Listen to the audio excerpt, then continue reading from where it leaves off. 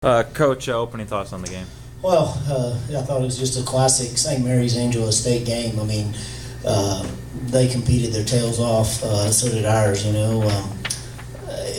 knew there was no doubt we were going to get that, and got seniors made big plays. JC obviously to get that thing going in the ninth, and then Blake threw great, and then there he is. Brett had the big hit to obviously tie it, and then our guys, just like their guys, they're not ready to go home. This has been a special group. I'm just really proud of them tonight, and hopefully it's something that can sort of spark us and get us on a run. Brent, just talk about that hit to get that rally going. I mean, Coach Brooks came up to me before that at bat, and I was in a similar situation in my very first collegiate game, my freshman year against St. Mary's as well, and came up to me and said, "This situation seems familiar." So, I mean, it gave me a little confidence, settled me down a little bit, and they brought in the new guy, and they told me that he was throwing a lot of fastballs, so I was just sitting on that fastball, and I got it, and made something happen. Well, how about the play as a whole? I don't know if you were watching as Perez was coming in on that. When you were looking at that, your first glance, did you know it hit the turf before that, or did you think he caught it? I knew it hit the turf. I could see it hit the ground and go into his glove. But I mean, as soon as I hit it, I thought he had a play on it. But I mean, I saw it hit the ground.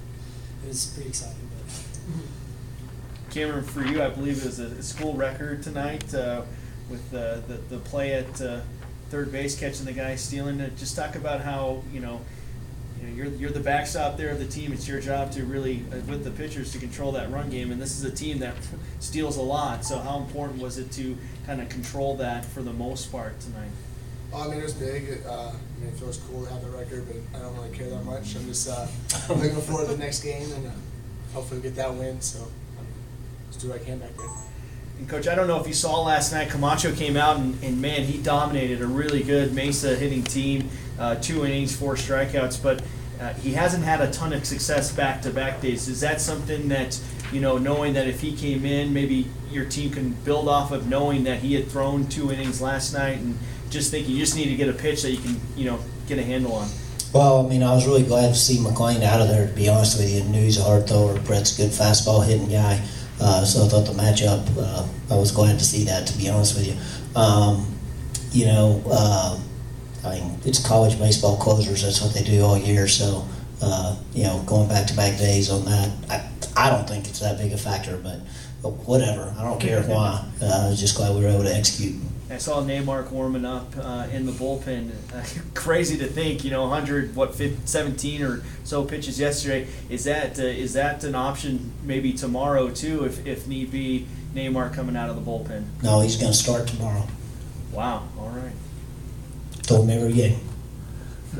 Obviously, weather didn't directly affect you guys in your game, but kind of pushed that first game back and then went to extra innings. And Coach, what was kind of the mindset, or how did you keep the guys kind of engaged or ready when you didn't have a definitive? I think probably every team here has experienced that this year.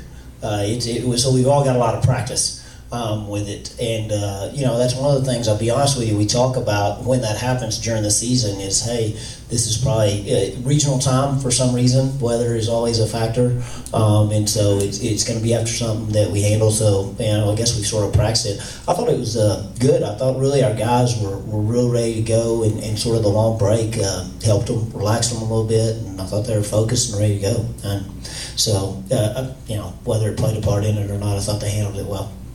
What about Blake? I mean, he's pretty much unsung. I mean, he gets overshadowed by Steve, but I mean, he went over 100 strikeouts tonight. Gave you guys a great effort. Well, I mean, goodness gracious. I mean, we're really blessed with the 1-2 punch we got at the top, and Bryce has been right behind there, really. So, I thought he did what he's done for us, and he's been in these big games. We played in this game a lot, and we've found a way to screw up the bracket, and we did it again. And